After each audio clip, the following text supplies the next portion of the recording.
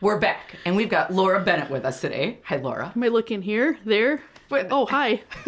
Oh, hello. I just realized, like, there's the sound, but where's the audience? I guess I'm talking to you all. Yeah. Hi. Hi. Thanks for having me today. Well, we're really glad you're here. Thanks. Well, let's talk music. Okay. So I hear you drum. Just kidding. I don't hear Yeah. you drum. I know you. You can hear it because it's loud. Oh, yeah. Yeah. I started as a marching band kid in high school, but didn't do anything drum-wise until I literally was like, Minneapolis, starry-eyed, I gotta move there. I want to be in a band. Kind of serious, but like not realizing that I would actually be in one or end up in some. And I like learned how to play on a drum kit as I went along. So, yeah, I still feel like I'm learning. Okay. Yeah. What bands were you starry-eyed with here? Well, I guess so. The little living room in Wisconsin, and I was like, well, we finally got some, whatever they called it back then, satellite dish or cable, and MTV was obviously kind of like, wow, once I discovered that, it sort of like opened me up to like all these things, and, around the time of 120 Minutes was airing a lot of Minneapolis bands, and I was like, that's not far from here, and I was a really sort of like, small town sheltered kid. I didn't, to go have fun, I go climb a tree and call it a day, and maybe eat some dirt. Sure. As all of us Well, it did, looks like yes. chocolate. You don't know until you try it. But Immune system. yeah, that's why I'm sort of healthy today and all those minerals. Anyway.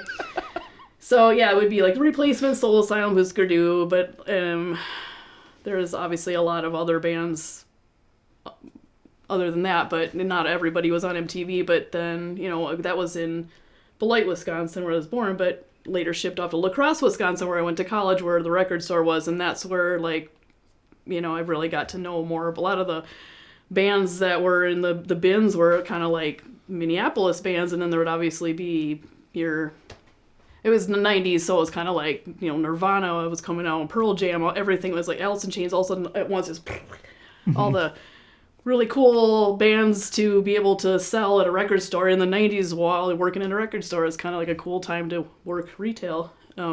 So when you got to Minneapolis, you started a band right off the bat then? I moved here with a few friends, and I didn't quite know what I was going to do, but I just knew, like, I got to go to First Avenue, and I really didn't quite know what I was doing yet. I think just worked at Surdyk's for a little bit, and I just hopped jobs like I did just because I was always trying to figure out where I'd be comfortable.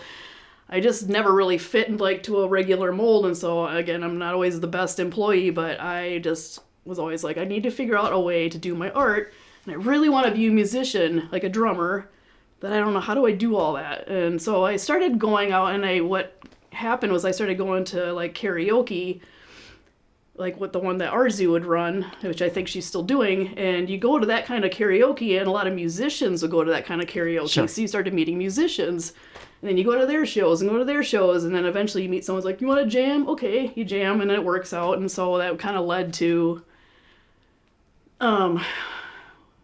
like the Red Pens era, where it was just like that two-piece. It only lasted a couple years, but it did all right. And so because that happened, it kind of got me on a little bit of a map to where like someone's like, oh, you did that. Do you want to jam? Okay, go in that band. I think bands I've been in don't last more than a couple years, but I'm here to break that cycle with the current new project, so we'll see. Tell us about we'll see that. It will last. We will see it last for a long time. Words. Is this thing on? Check. Yeah, check.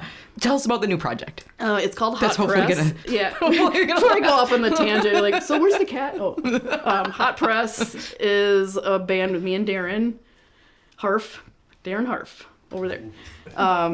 We were both in Tragic Hands together, and then when that ended, we just were like, well, we're not ready to stop. We were just kind of felt like on a momentum, and we really had good chemistry together musically, so we like, well, time went by before that happened, but we decided, like, let's try it. So we tried to, like, write some songs, and we both kind of went in our archives and picked songs that maybe we hadn't both played for years in our, he's been in bands before I moved here, and so I got caught up on his history, and I was like, well, there's a couple songs that I tried to write and do years ago in a band called Soap Scum, which is also another two-piece. where I would do a little bit of like singing and playing. Singing.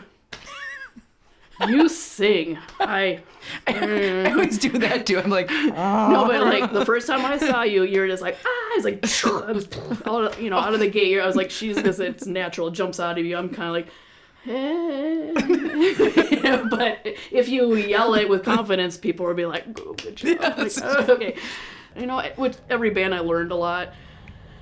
I was like, well, okay, this is my strengths. This is what I'm not good at. I do enjoy, like, I'll say doing backups and playing, but it is hard to sing and drum. Anybody that does that knows that. And so this, with Hot Press, I want to, like, do a little more of that. And Darren's trying to encourage me to, like, well, let's get you singing more since it's a two-piece where we wanted to kind of keep it that way and see, like, what's going to happen with just us two, guitar and drums. Like, what can we pull out of each other? What's going to happen? And so that way we can both hear each other. Like, I only hear him, he only hears me. So we want to see what we can pull out. So I am doing a little more, like, singing and playing. There's a couple songs where I'd say I'm the lead singing and then you're doing backups with me. So we're going to try to do more of that, but also he's got some really cool songs that he's sort of redone in a way that suits my playing style, because I'm pretty, like, basic, primitive, but also kind of with, like, intensity. Or I think someone said, you play with authority. And I'm like, well, I'll take that. That's nice. That was a compliment. Yeah. That is a great compliment. Yeah, instead of like, you're a soggy noodle. That would be the worst. That would suck. Yeah. Yeah. So, yeah, it's kind of like starting over again, trying to figure out, like, well, I feel like I want to just really, I've learned so much. I want to do this one more time, do it right. And the one more time meaning I feel like I finally landed in a place where I'm comfortable, communicate well. There's, like, I can see so much material ahead that I want to do. I'm like, I'm too excited about it where I need to, like, okay, let's just work on this for now. And, like, you have a really cool style. Like, I love your art. Like, it is like super cool. Did you, like, so you mentioned that you went to school, you studied art. Did you kind of develop that style, like, over the course of that? Or was it just kind of like a light bulb moment? Like, how did you come to do such cool art? Thank you. And I feel like as a little kid, there was once in a while there'd be, like, books around of, like, classical paintings, like Monet and Renoir and all the fancy stuff. And I was like, I loved realism, and I would always, like, draw animals and stuff. And but I was always obsessed with cartoons and, like, Bugs Bunny, Warner Brothers, and, like, even, like, Scooby-Doo. Like, you notice, like, the backgrounds of the cartoons were cooler than the little characters. And then over time you learn that, like, there's artists that actually made those backgrounds. And it was just, like, blew my mind at, like, how did they get that, like, the Flintstones, how'd they get that texture on the wall to make it look like rock? Mm-hmm. And so years later, I'm, like, taking sponges, dipping it in paint, going, that's kind of like that. Taking materials, whatever I can find, and playing it with paint and trying to figure out different ways to come up with, like, lines and dots and smears other than just, like, using a brush. Sure. But college is like, it was 4 years. My mom made me go. I didn't want to go, but I was glad I did, because I ended up in La Crosse, Wisconsin at Viterbo. Over time, like, I was really drawn to, like, the more, like, Bauhaus painters, movement, or, like, abstract. And it's all, like, kind of like, wow, okay, mind-blowing. But I always wanted to try to come up with something that I hadn't seen before, which is hard. But also I don't want to copy anything, but it's also okay to, like, be influenced by something and put it into your own work. Like, musicians do that all the time. Like, there's certain bands like, oh, I'm influenced by Keith Richards, right, so I'm going to do this. And especially his clothing and stuff like that. So art-wise, after I finished school, I just kind of was like, oh, I really loved vintage. I still do love vintage clothing and vintage patterns and decor. And I just couldn't. You go in an antique store and, like, I can't afford any of this. And I was like, I'm going to try to make a painting that looks like something I'd want to buy. Even, like, just that. It's like a chart and a graph. I'm like, oh, there's lines and dots and boxes. Like, I'm drawn to it. So I tried making stuff for myself, and, when I moved up here, I think I would just do coffee shop shows, which to this day I feel like I enjoy more, because you're more, like, connected to, like, the people. I'm like, more of a, I don't know what to call it, like, I just call it, like, street level artist. I don't know what that means. I just make it up because, like, I try to get into, like, galleries and stuff, but there's this whole process and it's all very fancy and proper. And I'm like, I got stains on my shirt. I can't go in here. But whatever. I was like, I'll just make my own world. So I just kept making paintings that look like things that I loved. And I remember going to a Warhol exhibit at the Walker early 2000s. And of course it's like silkscreen stuff, but I just got so like amped up by it. I went home and I was like, I feel like making something. So I remember just like making this painting where I like had these sponges and little sticks and I was like stamping stuff and just kind of trying to layer it. I wanted it to kind of look like somebody printed it, but it was with paint and like some brushes, and I just got really inspired by that. So over time, I kind of realized like, oh, my mind never really shuts off. So I feel like my art now is like what music looks like the shirt Paul has on. It's sort of like a rhythmic drum beat, or it can be a melody. I don't know. It just, they go together to me. I'm like, oh, that makes so much sense now. So, and I also loved like science books and biology books and rocks and minerals. And so I always just kind of feel like the art I make is sort of inspired by my love for like nature, rocks, music. It's what music looks like. The paintings are what music sound like, you know. I can see that. Something like that. That's cool. Yeah.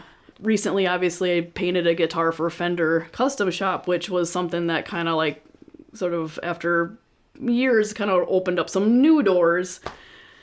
So with that being on like the calendar, I got the cover of the Fender 2024 calendar, and so because that was a thing, that sort of helped generate some new interest or new people or more work with Fender. So since then, I've done some more pick guards, and he got reorders on those. So in the next few months, I'm probably going to have to do like a handful of those for the guitars that he has to build. So it's a long process.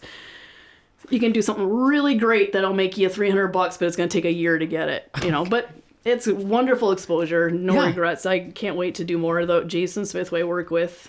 He's in California, but obviously we correspond through the internet. He just genuinely likes my work. He reached out one day. He's like, hey, I work with a custom shop. Every once in a while we get to pick an artist that we want to collaborate with. And I'm like, okay. 6th floor. Yeah. Cool. So people can reach out to you directly for art, just kind of, or step in at Rewind. They don't have to feel awkward or anything. Like Rewind is okay, but it's such a busy store that it's a little hard to have a conversation in length about it. But I'm not going to say, don't come in. Like, please come in, check out the store, and like, I'll sneak over to the corner and be like, here's what I can do for you. Other than that, like Instagram and Facebook are easy ways to find me. And if somebody wants to do something, I occasionally get approached for like album art. And I have done an album art for various bands, and that's another favorite, is like combining my love for music with someone else's album, and I get to put art on it, and like, what a cool thing to do. And I have to explain it when someone reaches out because I'm not a graphic designer. I do not know how to make an image JPEG enough to printy on a thingy and make, here's your record. So what I suggest is like, if someone has like a budget, I don't charge a lot, but I'll be like, well, I'll make you like a 12 by 12 inch painting. That way, if you want to do an LP, it'll translate LP size, or you can shrink it down to a CD. But basically, I'll say I can provide you with the artwork, but you have to take it to someone to do the digital stuff and on your way. Get fitted. Yeah, get fitted for your tux. Right. Cool. Yeah. And then so Hot Press has got a couple of shows coming up too. Yep. Right. One next week, and then you've got stuff in May. Yep. We're at Palmer's next Saturday, April 6th, and Barely Brothers May 11th, Saturday with Edith Head and Manias. Oh, cool. Okay. Yeah. Well, thank you for being here. Thank you so much for having me. Laura Bennett, everyone. Feel free to edit my words.